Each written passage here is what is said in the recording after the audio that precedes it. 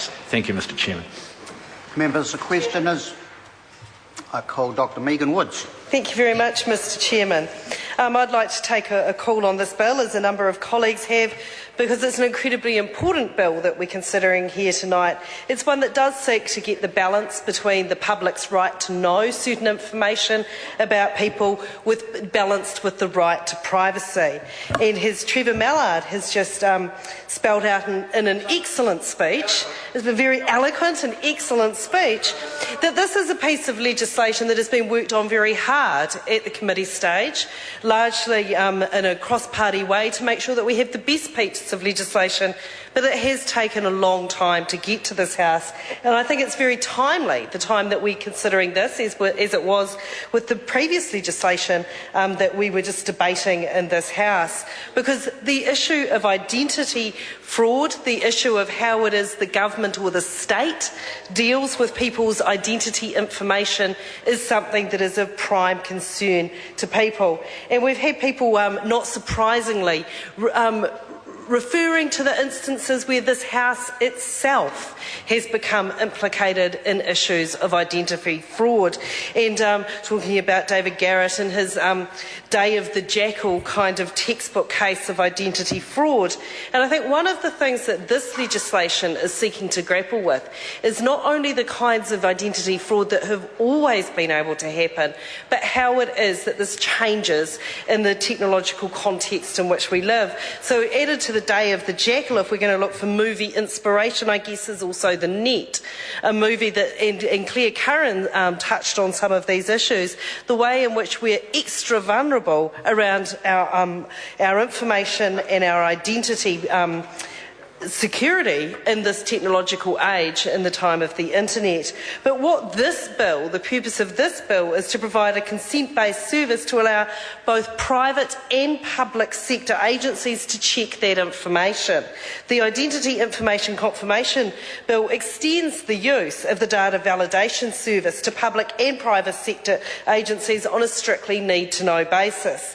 And I think this is incredibly important, that this is on a need-to-know basis, because we do have to have these provisions there. We all know that this is something that people are incredibly anxious about, that we have people coming into our electorate offices and constituents talking to us regularly about their anxieties around the security of their data, who can access it, how it's going to be used, if they speak out, whether their information will be released by the government as a way to silence them. So people's information, and what we saw is that a security products company, an Australian security products company, Fellows, recently did a survey, as it does, it's into its 6th year now on these surveys around how people feel around this issue, and they've found that 40% of New Zealanders are concerned about the threat of identity fraud. So this is certainly something that must be addressed. And a number of members have shared personal stories of where they've been a victim of identity fraud or things that have happened in this House throughout time in terms of identity fraud. But I'd just like to add a personal note there, that as someone that has spent more time that is probably natural or healthy even in archives looking through the records of births, deaths and marriages as a historian, I can speak about the amount of information that you can glean and piece together about a person and their life from that information. It is a tool of historians all over the world where such information is held. And one of the things when you're a young postgrad historian that you're learning the historical method, one of the first tools that you learn to use is how it is that you piece together inordinate amounts of information about an individual from this source. So I think that it's I can speak from personal experience about the need to protect and put these protections around this information, and to make sure that there is a need to use and a need to know basis before people can just go in and access this information, which is incredibly telling. And just as a footnote there, you'll never get an historian talking about the use of births, deaths and marriages records without talking about the fee and how that does it, and the fee, the $26 fee that it costs to access this information and what it might do to the quality of historical scholarship in this country if there isn't an exemption for research purposes, Mr Chairman. Dr Megan Wood. Thank you. So Labor is supporting this bill because it is an important piece of information, it is an important piece of the arsenal against identity fraud. And we've seen over the last few months, and actually from this government that has a record of being incredibly sloppy with New Zealanders' information.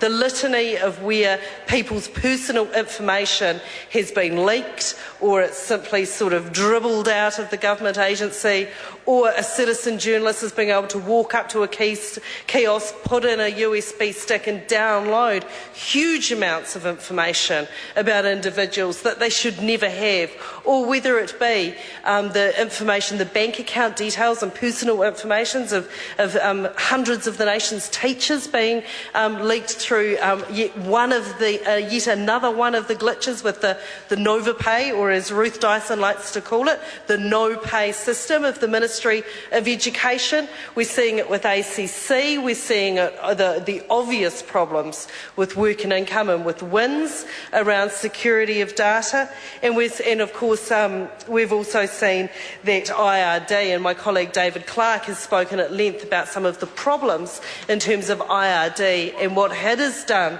around the personal information of 6,300 people, that we have the wrong information being sent. In the most serious case with the IRD, 638 people had details like their addresses and tax numbers released, making them incredibly vulnerable to identity fraud. So while it is that security companies such as Fellows and the police will issue all kinds of advice to people about what they should do with their mail, what they should do with their with documents that contain their personal address and a lot of personal information, like shredding it and getting rid of it. This is all well and good, but if you can't trust the information that the government is holding about you, then the whole issue of your identity security continues to be a risk.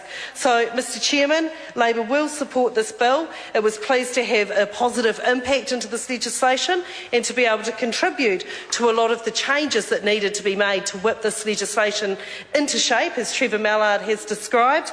But we are pleased to be part of actually making sure that that number of 40% of New Zealanders who do feel anxiety about the security of their personal details might be able to take some comfort that this won't be something that will cause them this level of anxiety, and they will have confidence that the government does have their personal information and its security at its heart, because it needs to. Thank you, Mr Chairman.